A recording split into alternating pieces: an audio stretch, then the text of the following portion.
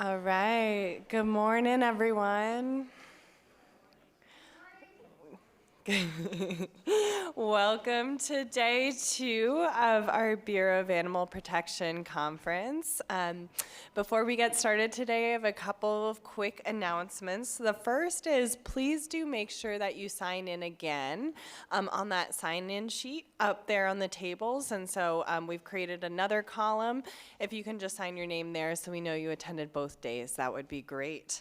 The second thing I want to mention, as you probably remember from yesterday, we're going to try to make sure that folks who are asking questions or answering questions are using our microphone, and that's just because this will be recorded. So I'm going to be sitting there on the steps. If you have a question, if you don't mind waiting for me to run up there and give you the microphone, that would be great, because I know Billy's going to be doing a bit of an interactive session here, which is exciting. Okay.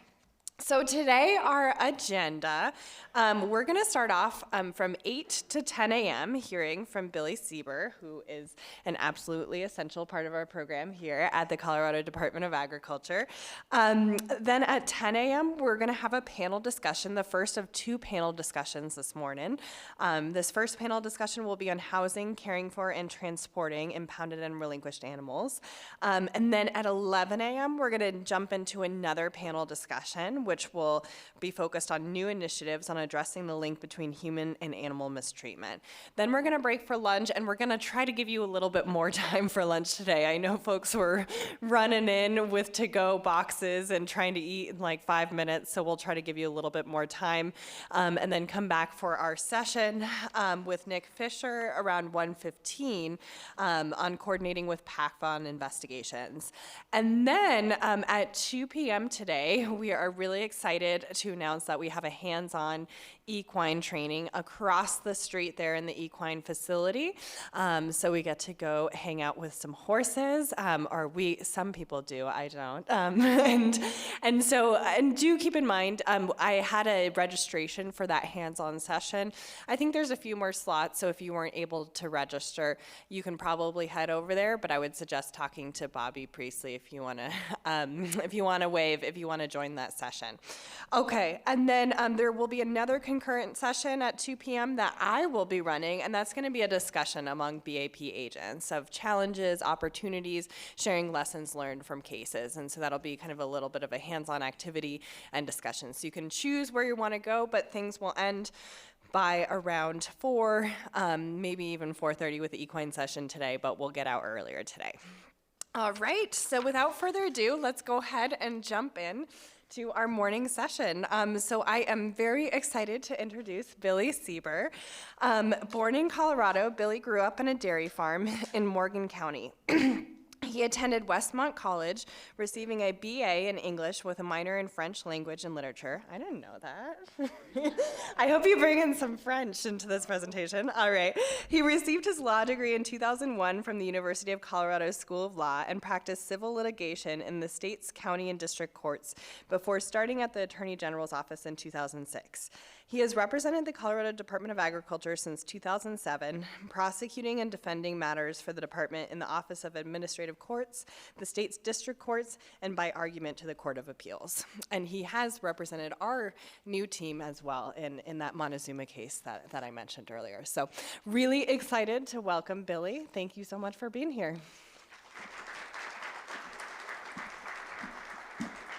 Good morning, everyone. This is always a fun presentation to do, and what you don't know, what I do know, is you're all creatures of habit, so you're sitting in practically the same seats you were yesterday. This is good news, because in law school, our professors would start the class by having a seating chart where each of us sat, and he or she would call on us one by one. Well, yesterday, while you weren't looking, Becky was creating a seating chart for me so that I have each of your names to call on. I jest. Anyway, let's get into the civil piece of this. Yesterday you had Tara Buchalter, who gave you the criminal overview. Excuse me while I arrange things under my feet. I brought the logs. Tara gave you the criminal overview, and I do want to put a caveat into there. When it gets into what you're doing criminally, when you're writing summonses and complaints, preparing to go into criminal court, thinking you're going to be there, it is not the Attorney General's office, and rarely is it going to be Becky who will give you advice on what you need to effect a proper summons and complaint. As Tara alluded to yesterday, every office across the state, whether it be your municipal prosecutor or your district attorney, is going to have a slightly different approach. It's those attorneys who prosecute those cases and those attorneys with whom you need to be in coordination to make sure that you have the evidence and are doing things that are not going to set that prosecutor back or cause the prosecutor to dismiss your case. So I know there are times you call Becky and say, what do we do here? And I tell Becky, tell him to call the prosecuting attorney. It's not because we don't want to help you, it's because we can't get in the way of or misguide you as to what a different attorney is going to say. Our office has no ability, well, we do have ability, statutory ability, when the DA is not there anymore, not prosecuting or overwhelmed, but our office doesn't get involved in advising on those misdemeanor issues where you've got other attorneys are. So keep that in mind as you're developing your prosecution. Today we're going to talk about the civil authorities under BAP. Of course, you all know that your authorities arise under Title 35, Article 42 of the Colorado Revised Statutes, and in that there are the rules that the department has adopted, and they're codified at 8 CCR 1201-18, CCR standing for the Colorado Code of Regulations. All right, the goals of today's training. We really have 4 goals. Understand the scope and purpose of the Animal Protection Act. Know your 5 distinct authorities that you may exercise independently from CDA or law enforcement. Understand the additional authorities that are vested in the Commissioner of Agriculture and how she exercises those and what your important role is in those, and introduce you to the Colorado Open Records Act and what your responsibilities are in relation to the Colorado Open Records Act. As a starting point, we have the legislative declaration of the statute, which gives us the intent. And here we see that the General Assembly has declared and finds that the protection of companion animals and livestock is a matter of statewide concern. It is the policy of the state that persons responsible for the care or custody of such animals be persons fit to adequately provide for the health and well-being of such animals. This is bolded and underlined because we will come back to this standard a couple of times as we're going through here. Now, to inform this legislative declaration, why is this not progressing? There we are.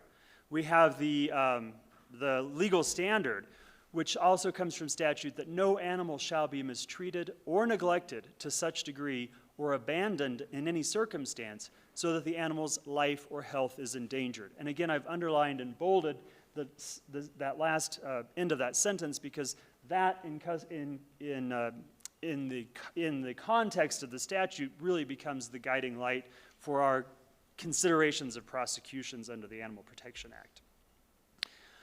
All right, now let's jump into the classifications. There are 5 distinct classifications of Bureau of Animal Protection agents.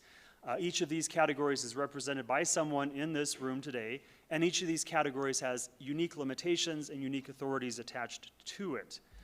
The first are our agents who are employees of nonprofit agencies. The second are our agents who are employees of municipal agencies. Those are the local law enforcement, county, city, or other municipal organizations. And if I'm talking too quickly, please someone just raise your hand. I have had the coffee and have a bad habit of speaking quickly. Law enforcement agent, a commissioned agent who is employed by a law enforcement agency and whose employment relationship defines the scope of the agent's law enforcement authorities. So there we have our deputy sheriffs, we have folks who've been deputized in different fashions. They are operating under their employment guidelines and their own PDQ, whatever that stands for, your job description. And finally, we have our Department of Agriculture agent, who is a commissioned agent of the Bureau, who is employed by the Department of Agriculture in one of 2 divisions. It's not just any employee of the Department of Agriculture, it's someone employed by the Animal Health Division or the Division of Brand Inspection. The statute still calls the Animal Health Division the Animal Industry, the Division of Animal Industry, so if you see that in statute, it's one and the same. Okay. Oh, I see what's going on here. That's one slide behind. I'm not the best PowerPoint user. All right. Let's talk about the authorities of agents.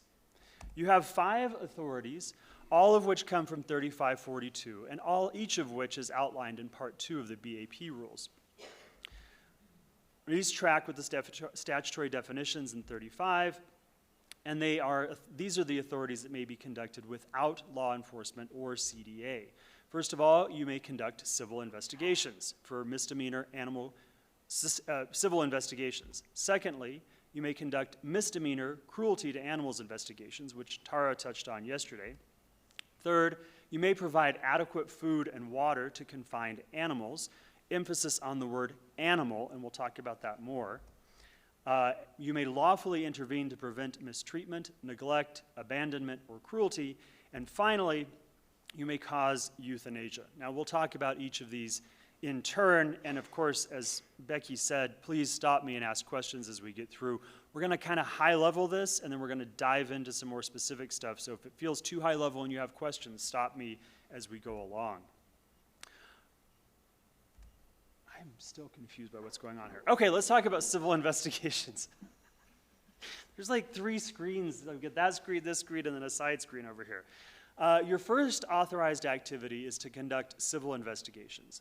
The goal or purpose of your investigation is to gather the facts and evidence to determine whether probable cause exists to suggest or prove that a violation of the Animal Protection Act has occurred, distinct from probable cause to exist that a violation of the criminal code has occurred. And as Tara said yesterday, these two will cross over. You'll show up at an investigation thinking, I'm just there to check on a barking dog, and lo and behold, you have an entirely different situation in front of you that could be criminal, it could be civil, it could need the commissioner to take, it could need law enforcement to get a warrant. You just don't know. So you all stand sort of in that crossroads when you show up at an investigation of trying to determine whether you're fully just doing something civilly, whether you're there at the behest of the commissioner to make an observation of what's going on and report back to her, or whether you're there and suddenly you've got an animal cruelty situation on your hand. In the criminal context, we operate with the understanding that everyone is innocent unless proven guilty. In the civil context, we operate with the understanding that no one has committed a violation of the Animal Protection Act unless the evidence provides otherwise. A violation of the act is an act that is anything that provides sufficient evidence to prove that a person has, and these are our key words from our statute, mistreated, neglected, or abandoned an animal in any circumstance such that the animal's life or health is endangered. Your fact-finding process may include the following: interviewing witnesses, keeping in mind the distinction that Tara gave you yesterday of when an interview becomes an interrogation, triggering Miranda rights, and so on and so forth. Making observations, taking photographs, documenting your findings. A lot of you do a lot of report writing. Administrative search warrants, which are from the commissioner's side, and we'll talk more about the distinction between administrative search warrant and criminal search warrant later in this. There is a distinction. And administrative search warrants.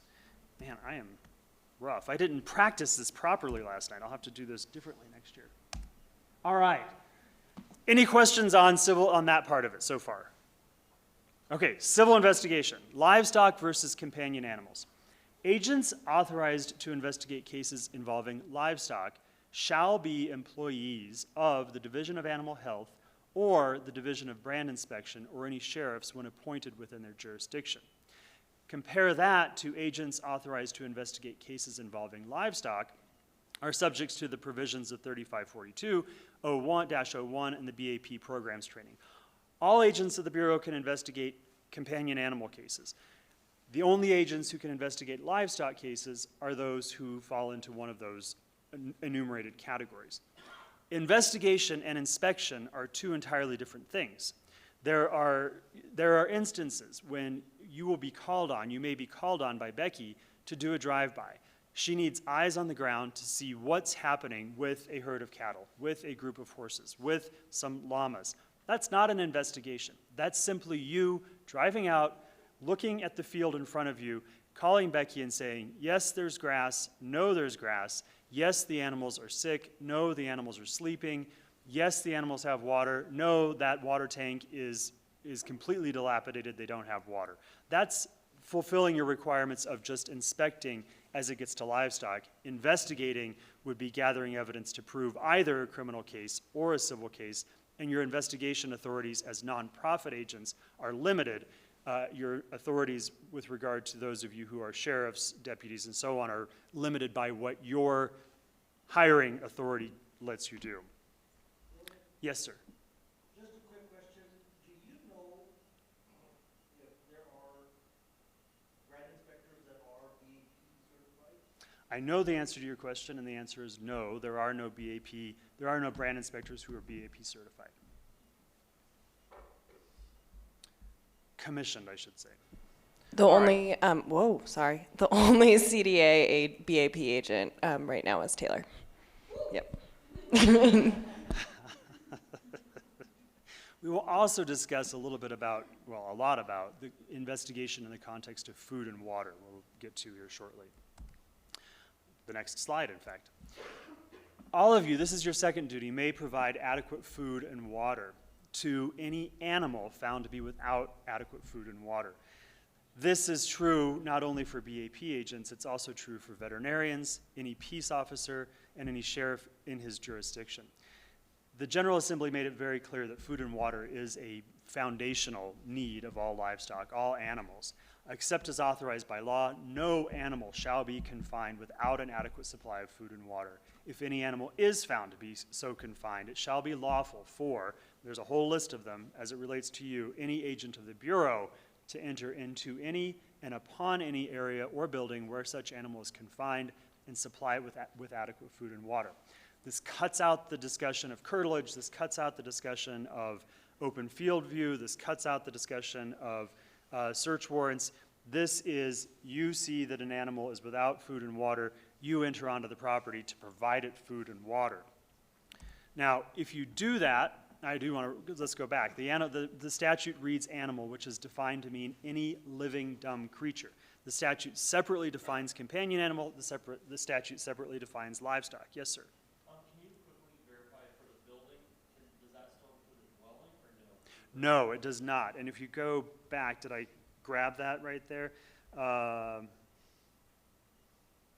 So I didn't grab the full text of the statute. The statute does prevent you from entering into a person's residence. Good question. Okay, so this definition of animal includes both companion animal and livestock. There's no limitation on that. It's any living dumb creature. Here we go. Entry may not be made into a building that is a person's residence without search warrant or court order. And after you enter onto the property, the statute requires that you post a notice of entry. You shall either give it to the person or post it at the place where you were, or at least put it someplace where the person's going to be able to see it. So we've posted these on the entry gate to fields. We've posted these on barns where animals are kept. We've posted these on the front door of a person's home when the animals are in the back. If you have any questions about postings, Becky has some samples that she's happy to share with you. I think you all have access to those on the website anyway, but Becky can walk you through those if you need help with that. And if you have any questions about where to post while you're out there, call Taylor or Becky, they can help you with that. You may not enter into a person's residence, you must post that you were there. This leads, with regard to companion animals, the statute provides that after 72 hours of not having anyone feed or water the animal, that companion animal, that animal is considered abandoned. Abandoned animals fall into either a criminal summons and complaint against the person, or they enter into the civil realm where the commissioner has authority to take the animals. Abandonment, so we're looking for mistreatment, neglect, or abandonment, and that triggers the commissioner's right to engage as well under the criminal code. It triggers a criminal violation. So it's important to keep track of when you were first there, not just when you post, not just by the posting, but you yourself, the time and date you were there, your second visit, your third visit, know when that 72 hours runs. And I would say if you're getting close to 72 hours, if you're out there the second day, go ahead and get in touch with Becky, get in touch with your law enforcement and say, hey, I've got these dogs that I've been feeding, these cats that I've been feeding for 2.5 days. I'm going back out tomorrow morning at 8 a.m. I want to develop a plan of action before I show up as to what we're going to do next. And keep in mind that the civil and criminal options are also not exclusive. So it is entirely possible that law enforcement's going to say, yeah, we want you to issue a summons and complaint. You're going to do that. And Becky's going to say at the same time, hey, I've got permission from the commissioner that we're going to go ahead and take these as well. We're going to work together with law enforcement on our side. We're going to take them. We're going to write this. They're going to write the criminal complaint. You're going to prosecute them. We're going to step back. The criminal folks are going to do it. CDA is going to come in with something entirely separate. But these can work together, and it's important always to keep that in mind as you're navigating your duties, that while we do have a criminal and we do have a civil, and they very much live in different worlds, we also have a lot of crossover and interplay, and there are ways that we can use both of these tools to most effectively help you reach your goals to protect animals in the public. All right, this is restricted to companion animals. Of course, we issue a summons and complaint. I'm getting ahead of my slides.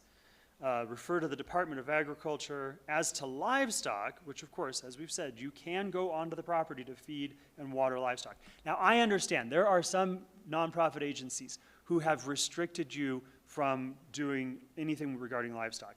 The Department of Agriculture is not here to override your employment relationship with your nonprofit agency. If your nonprofit has said, we don't want you to respond to calls involving livestock, we want you to refer all of those to the Department of Agriculture, you'll lose your job if you drive out there and look at 2 cows on the side of the road. Don't do it. We're not here to tell you to do that. That's their decision for their liability reasons. Their attorneys have advised them. We're not getting in the way of that. But if your agency has not, keep in mind that when you're giving food and water, walking on to give food and water to a group of cattle that do not have food and water is perfectly within your right. It's not investigating livestock. Any questions about that? Seeing none, we'll move on. With livestock, you're going to want to engage local law enforcement, and you're going to want to reach out to the Department of Agriculture as well. Okay. Lawful interference, your third, yes?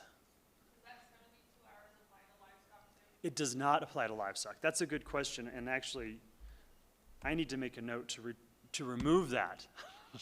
It doesn't apply in the context of automatically considering them abandoned.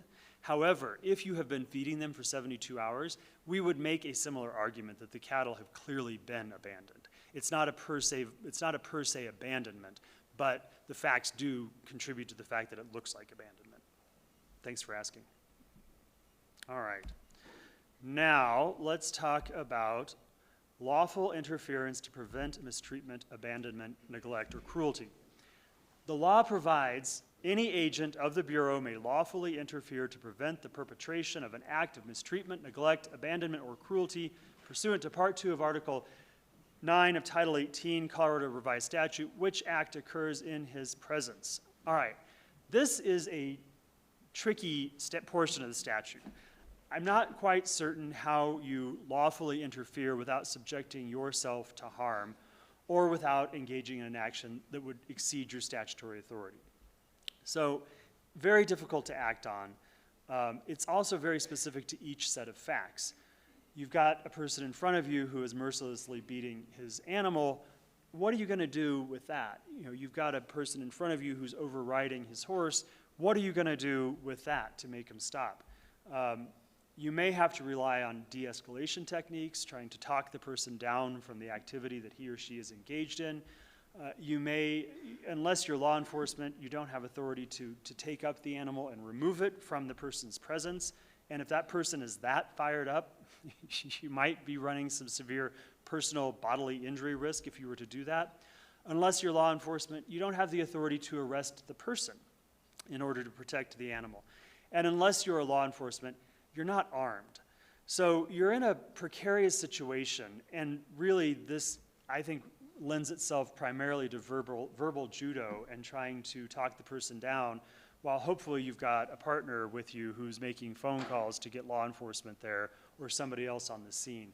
I worry about BAP agents, especially those who are nonprofits, trying to interfere in a situation like this, because I just don't know what's going through the mind of the perpetrator. I worry about your own personal safety and harm. I worry about you guys just getting hurt out there. So do your best to de-escalate. I don't have any good examples of how this can be, and I would turn it over to any of you in here. Has any of you lawfully interfered to prevent the mistreatment, of an animal? No examples. Bobby's shaking her head no, and she comes from the land of Park County where she saw it all. Oh, we've got an example in the back. Rigo. Yeah. So, Let Becky get you the mic. Go, thank you. I've been failing on my job here. Thanks. no, it's fine. So I have just a clarification question. So you're talking about this with the idea that somebody's actively beating or abusing an animal, but wouldn't something where an animal's being neglected, it's hog-tied up to a tree, it's languishing with an injury that's causing immediate pain and suffering, it's in danger of immediate death or soon, wouldn't that fit within the criteria here for interfering with mistreatment, neglect? That's a really good point, Rigo. And I guess I went to the parade of horribles of what could be the worst situation. Yes, interference in order to help the animal out of its suffering.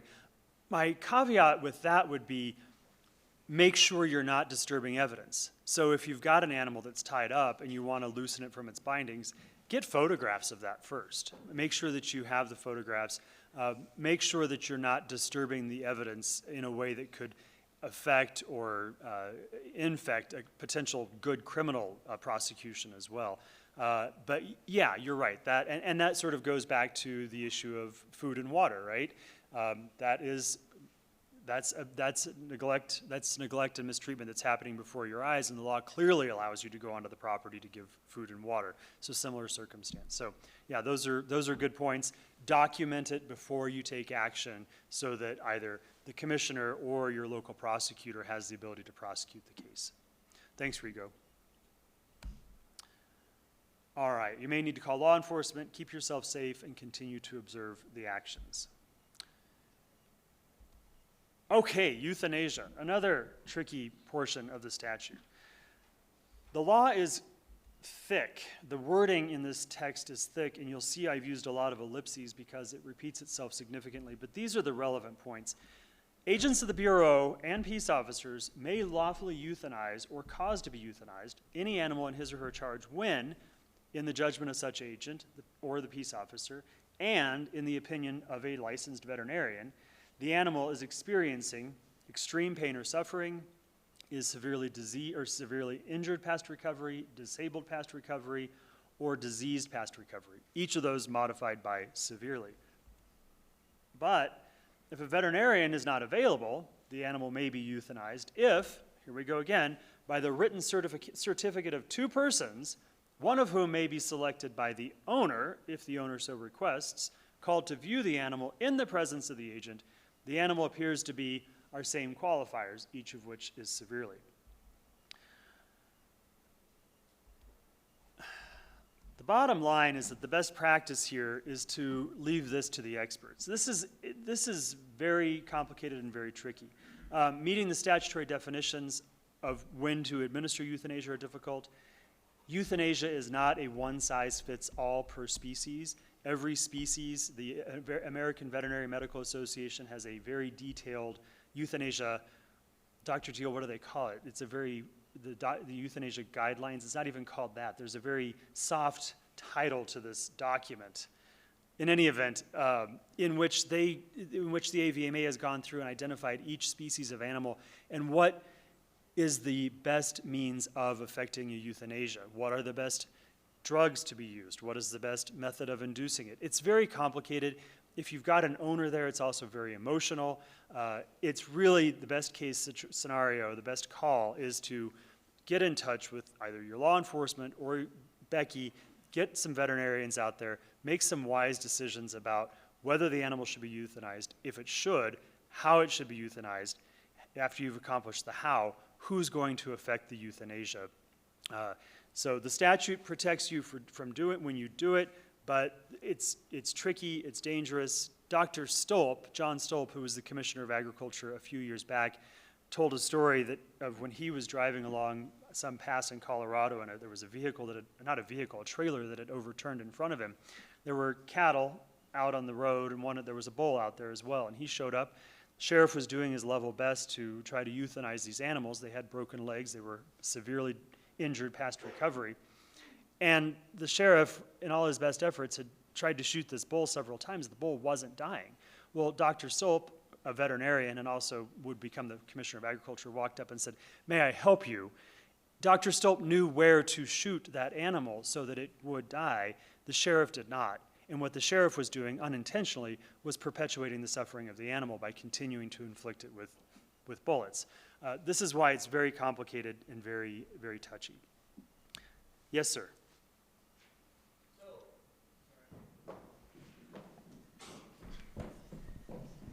Thank you.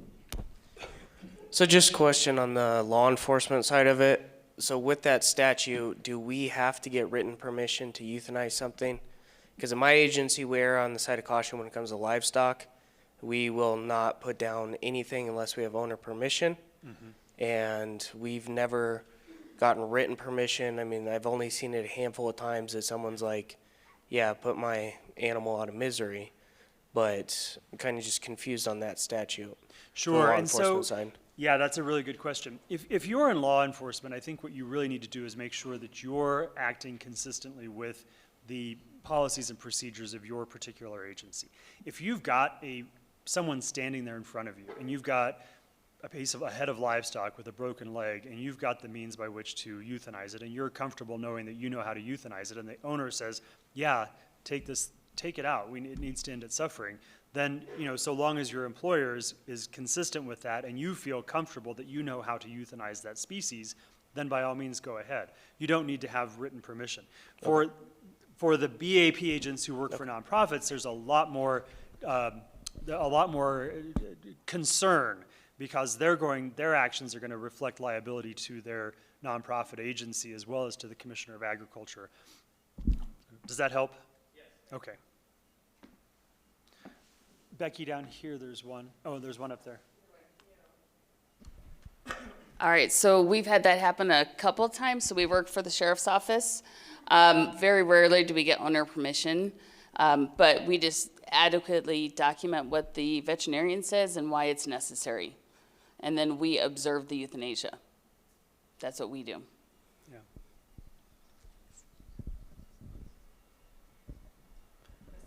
Second row. Yep.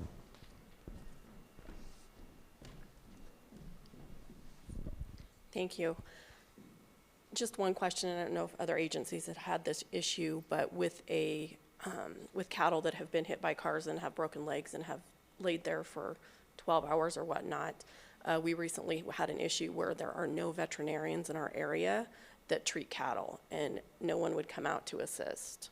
So I don't know if there's something that the BAP can do to have somebody available on the weekends for such a circumstance, if that were the case. I know that it's very rare that that happens, but there was no ability to put this poor animal down.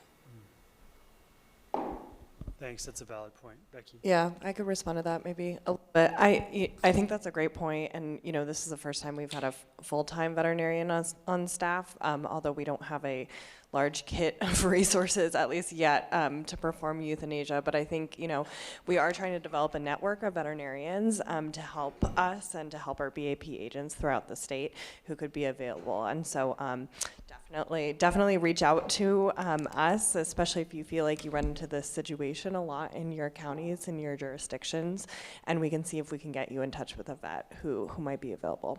Yeah, great. Thanks for bringing that up. Anyone else? Right. Great. Billy, all go right. for it.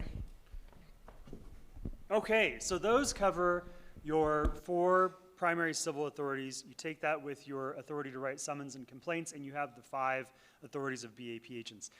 If you go to the statute, you're not going to find a paragraph that says BAP agents have these 5 authorities. What you'll find is they're scattered throughout, and what we've tried to do is collect them into 5 slides, if you will, to show you what they are. I have a series of hypotheticals coming up next. Does anyone have any questions on these 4 authorities before we start jumping into this little game? Rico's back there champing at the bit for this one because he's heard it 12 times. It is the llama, Becky. Or it was so good, I can't be expected to recreate these. That's right. Okay. Hypothetical number 1. Who here has not heard these slides before? Okay, Okay, thank you. All right, Becky, I need you to authorize me to recreate this slideshow with new slides. Change this. Oh, whoa. Can you change the species? Yes. Horse. So we have a thirsty alpaca. There you go. We have any species of camelid. We have a thirsty, hungry horse. You're going to make me think about this as we go through, aren't you? All right. Okay, we have a thirsty, hungry horse. After a 7-mile hike in South Park, CDA's BAP program manager sits down next to a stream to soak her toes in the cool water. She pulls her phone from her day pack and realizes she has a voicemail. She checks the messages and receives the following pieces of information, and only the following pieces of information. A horse is lying in a ravine without food or water in eastern Prowers County. It's located at the corner of State Highway 287 and Prowers County Road G. The caller left no name and no callback number. The program manager, believing that Prowers County is void of ravines and knowing that horses are particularly wont to lie in borrow ditches along a certain person's property, which person lives in the area, calls a BAP agent. The program manager asks the BAP agent, employed by a nonprofit, to drive to the location where the horse is allegedly in a ravine without food or water, and to check for food and water. The question is, can the BAP agent perform this task? What I want to know is, before you answer the question, what are the relevant facts from this slide? There are 4 relevant facts that we're focused on. Taylor, what's the first one? The horse, Very good. Why is that important? because it's an animal. Okay, thank you. Bobby, what's the second one? Oh, I wasn't paying attention. Rigo, what's the second one?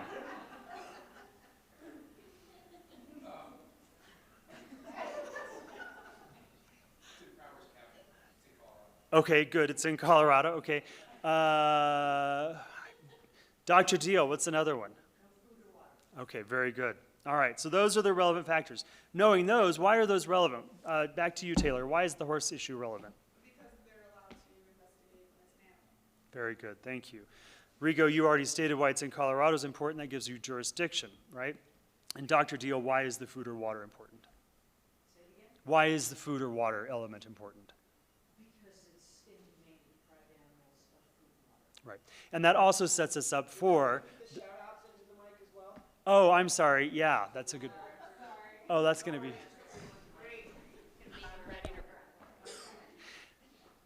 Dr. Deal said it's food or water, and that's also, Dr. Deal, that's also what triggers the right for you all to be there regardless what the species is. So to Taylor's point, it's a horse. The horse is either livestock or its companion. It's an animal. And it's an animal that Becky has told you is likely without food or water, is being reported as being without food or water. You have the right to go out there and inspect. The horse could be livestock, the horse could be companion. We all know that as well, right? Is it used in a farm or ranch, or is it completely pleasure? That's a fact we often don't know unless we can find the owner, and that happens a few days later. But at this point in time, that doesn't matter for the purpose of driving by and looking, and also if it doesn't have food or water going out there. So, collectively, the answer is yes. Thank you. Collectively, the answer is yes. There you go. All right. Here's the analysis. We've gone through it.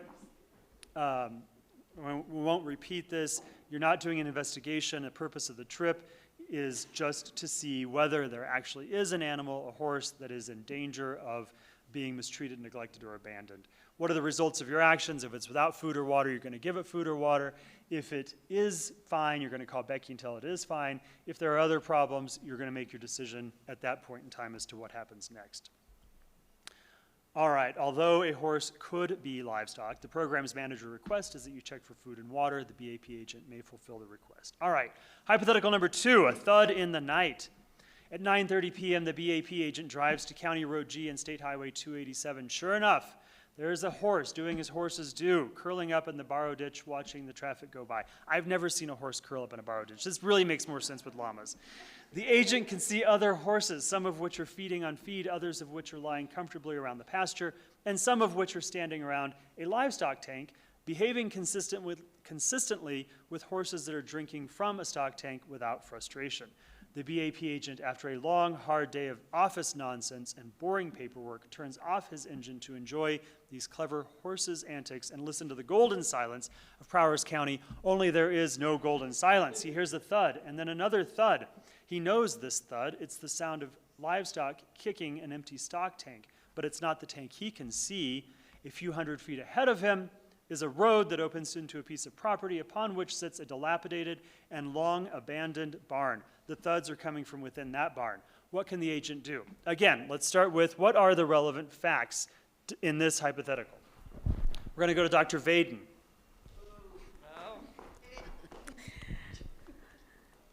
There are some animals that appear to have their needs met. Good, okay. Let's go to Janae Boswell. Where's Jay? She's up in the back. Oh, see, this is why law school is really awful. There's a gentleman in the corner who has his hand up. It's in Colorado. Okay, good, thank you. He said it's in Colorado. Other factors that are relevant here. Thank you, yes. Could you repeat that for the microphone? Great, okay. Yeah. Sounds of the empty stock tank. There you go. All right, one more. Where? Oh, over there, fourth row up on the side. I can repeat it. A long abandoned barn. Yay, very good. All right. In this agent, we see the hypothetical. In this hypothetical, we see that the agent has established there's food and water for the animals that drew the agent out there. He hasn't investigated any livestock. He's only done the basics. But he hears something and he knows something. And he knows something based on his or her own personal experience working with livestock. What are the problem areas here? We have private property, right? We have a private barn on private property. But we have a distressed animal. We have the suggestion that the animal is without water. What are the options available to the agent? Let's start. Is there a locked gate at the entrance to the property? Is the barn a private residence? Is there an animal inside the barn? We're going to take it one step at a time. And I want to pause with locked gate. A couple of questions have come up in the past few months about no trespassing signs. No trespassing signs don't really have a lot of effect. A no trespassing sign, from my perspective, is two things. I'm out in the backcountry skiing. A no trespassing sign says to me, the land that I'm looking at is probably not land I want to go onto because it's privately owned, and I may have my own personal liability out there. It's no longer the Forest Service land. A no trespassing sign is I'm walking along a street, I look at it and I say, yeah, you're just telling me what I already know. I'm not invited onto your property. It's private property. I'm not supposed to be there. You don't want me there. The third thing it tells me in particular areas is there might be somebody with a gun hanging out in the background. Distinct from a locked gate. A locked gate is something that in order for you to get through, you're going to have to break open. That could constitute some level of criminal activity on your part. So I would not advise locked gates being broken. Private property, no trespassing signs, I would advise you take that with a grain of salt, consider your safety, and then think about things like curtilage, plain view, open fields, and also consider dilapidated barns. All right, so what do we have here? We have no gate, no locks. We're going to drive onto the property, right? We're going to approach the barn. Look for signs that the barn is a residence or not a residence. We know it's dilapidated. We think it's dilapidated. From our perspective, it looks dilapidated. That photograph is dilapidated and long abandoned, but what's dilapidated to one person may be home to another person.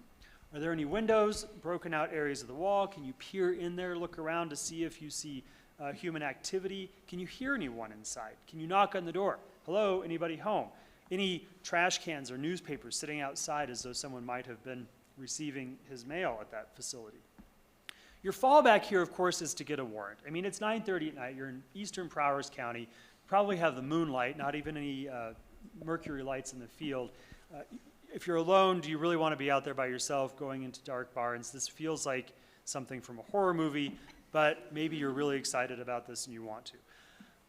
That's up to you. That's a personal safety issue. But what you can do here, you're not you're not thinking about going into that property to investigate. You're thinking about going into that property because you hear what? An animal, and you know, based on your experience, that there's a stock tank that animal is kicking, which indicates to you the animal doesn't have water. You have a right to go into that property to give it water. And I will add the caveat here.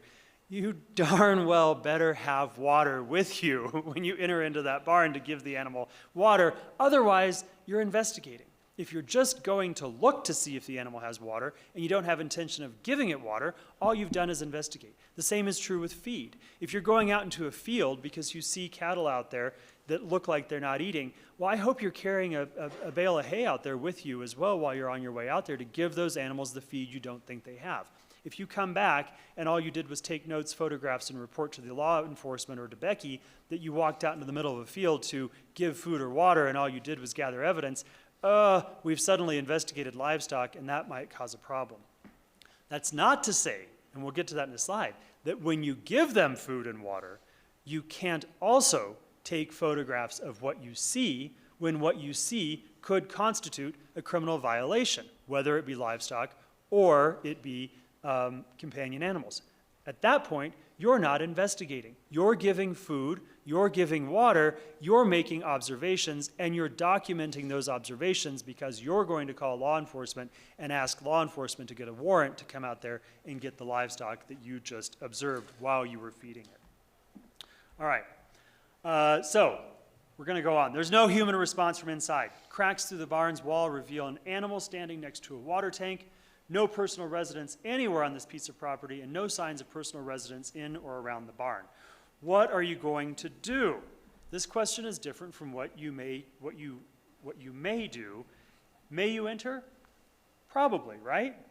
You have no reason to believe that anyone's living there. It's not a personal residence. Animal inside, clearly distressed, sounds like it needs water. Do you want to enter? Back to where we started before, Eastern Powers County, 9:30 p.m., pitch dark. According to this hypothetical, you're by yourself. If you're not safe, back up and call somebody to help you. So, we're going to say, tricky, yes, framing a legal defense. Here's my legal defense if this happens. I've already given it to you for the most part. You knew there were horses on the property. You recognize the sound of another animal kicking a stock tank. You know livestock kick at stock tanks when they need water. You knew the sound was coming from within the barn. You knew the barn wasn't a residence. You entered into the barn. You saw what you saw. You were there for a lawful purpose under the statute, and you did what you did. Here's why I'm suggesting you may not need a warrant. Commissioner's authorities. Commissioner is obligated by the statute, shall make any investigation necessary to ensure compliance with the act.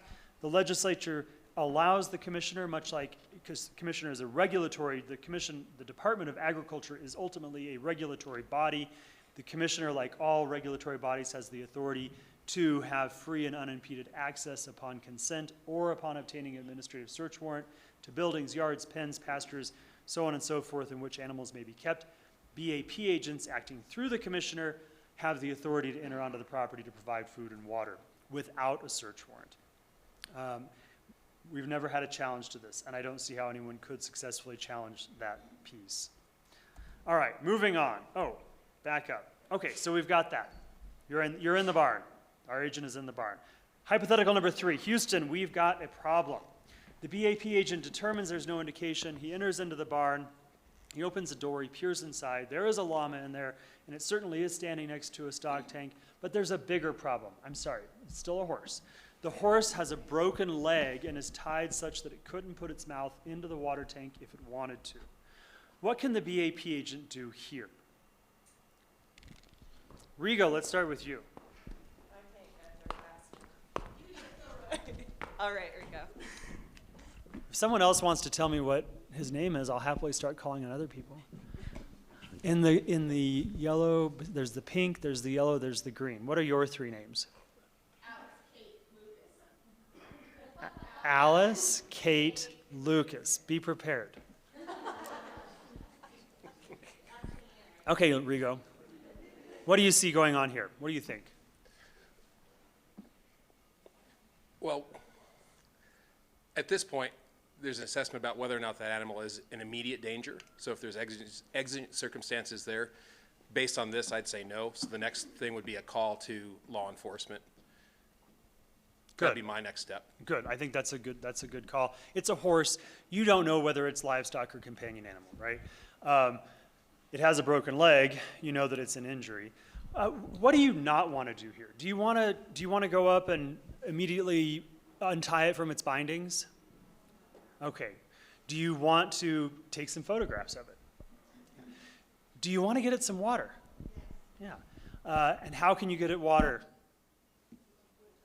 With the bucket. Thank you, Bobby. That's the image that always goes through my mind, is the 5-gallon bucket that certainly is in the back of all of your vehicles, so that you can take water to any animal you find that doesn't have it at any point in time during your execution of your daily obligations and responsibilities.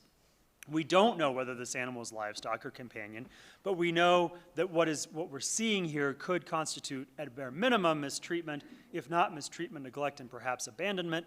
And perhaps this is going to be one that law enforcement wants to prosecute criminally. Perhaps it's one that the commissioner is going to want to double up on and do something on the side civilly. But to Rigo's good point, this is probably the time that you back up and say, I'm going to get law enforcement out here.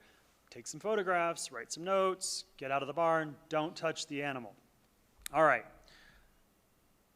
Why does this do this? Okay, so here's our analysis. We're beyond providing food and water. You could get a bucket, give it some water. Practical outcome. This is perhaps livestock, and the agent cannot investigate livestock. Engage local law enforcement. Leave the premises with your mental notes, your impressions, your photographs.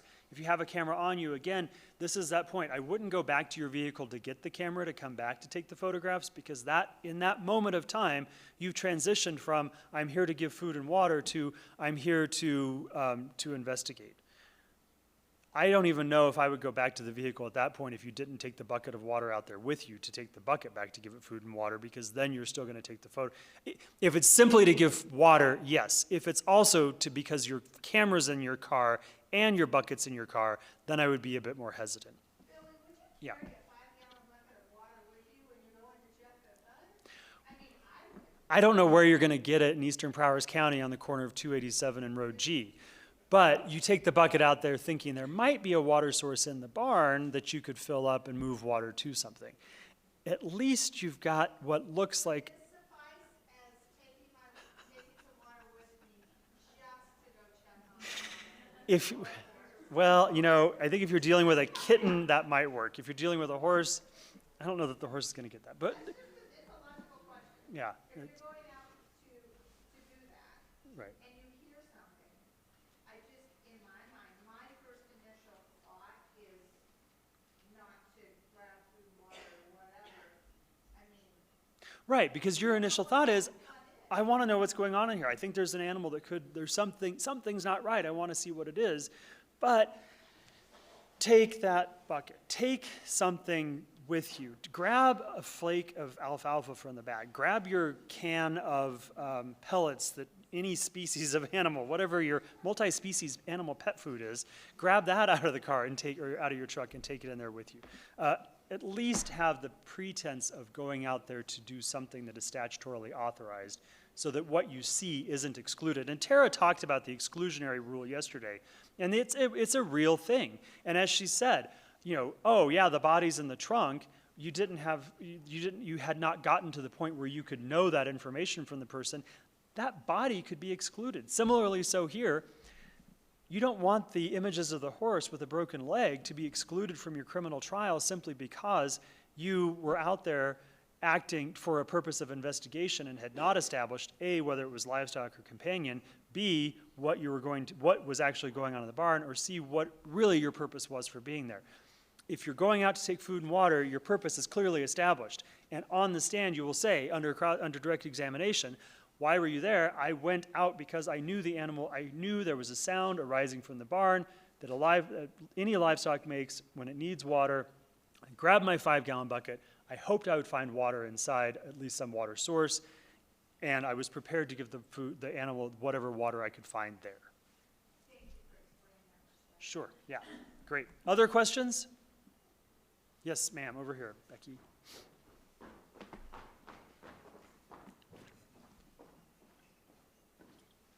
I have a question about the locked gate thing. What if it's not physically locked but has like a chain wrapped around it to have a dummy locker? Can we still enter? That's a really good question. So it's really a closed gate at that point, right? The chain is just holding it closed, much like a latch would hold it closed. I'm not an expert in criminal law. I'm not an expert in warrant execution on the criminal side. I would say if it's a loosely held gate, that is nothing more than a latched gate, and you could open it to go on. We've got some other attorneys in the room, Chris Whitney being one of them.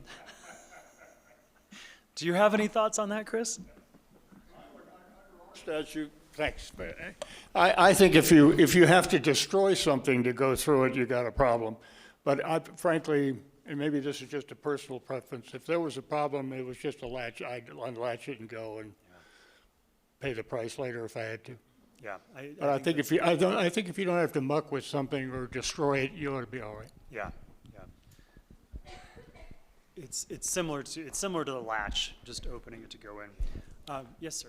If it is a locked gate, but it's a agricultural property and it's like a locked livestock panel, wouldn't it be lawful to jump over that gate if under open field there's not an expectation of privacy? So you're talking, the gate is locked like with a padlock, or the gate is latched so that the livestock can't push it open? It's locked, but it's like a 4-foot like agricultural panel that you can clearly see through. Yeah.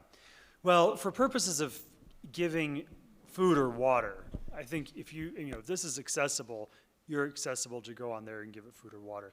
For purposes of you think you're going to issue a summons and complaint, you're following a criminal lead, I would call law enforcement, your prosecutor or your dispatch at that point and say, hey, here's what I've got, here's what I'm thinking, are you okay with this? You don't want your prosecuting attorney to look at you and say, you violated this person's Fourth Amendment, and you're trying to argue with the prosecuting attorney, saying, oh, look, it was a 4-foot fence, all I did was crawl over it, and the attorney says, I don't care, I'm not taking this case, I don't feel comfortable, I don't like this evidence, and walks away. So if you reach a situation, especially in the criminal realm, where you feel there's could be a challenge, make sure you've got buy-in from whoever's going to prosecute that case, just so you don't end up going through all the effort and losing the evidence, or just having the prosecutor just dismiss the case right out from under you. I mean, that doesn't feel good, does it? that's we've all seen Law and Order. What do you mean you don't have enough evidence? That's where you are. Other questions? Okay. You'll become a witness. We all know that. Law enforcement may ask you to stay at the scene, at the entrance to the property to watch for anyone else entering. I mean, negotiate that with law enforcement. If you're scared, my goodness, don't make yourself a potential victim in these situations. What should you not do? Touch the animal. Free the animal from its bindings. Take the animal from the barn. We don't want to mess up the evidence in these situations until we actually have them fully documented, and we've got good suggestion that we know where we're going. The problem comes that when it comes to fully documenting with law enforcement, it's likely going to be you identifying for law enforcement what to document. You are the experts when it comes to animal mistreatment, neglect, abandonment, and when it comes to animal cruelty under the cruelty law. What factors constitute that? What evidence needs to be used to prove that in a court of law? And so while you're not collecting the evidence, you are directing the collection of the evidence and helping the sheriff or whoever's investigating understand what's relevant in this scene I'm looking at before you move on. Okay, now, it's 9 o'clock. This is still the same hypothetical revisited. Does anyone want to take a quick 5-minute break? We still have a lot of content to get through. Dr. Baldwin is in the back corner saying yes because she can't get out. All right, let's try to keep it to 5 minutes. I've got 9:02, so we'll say 9:07.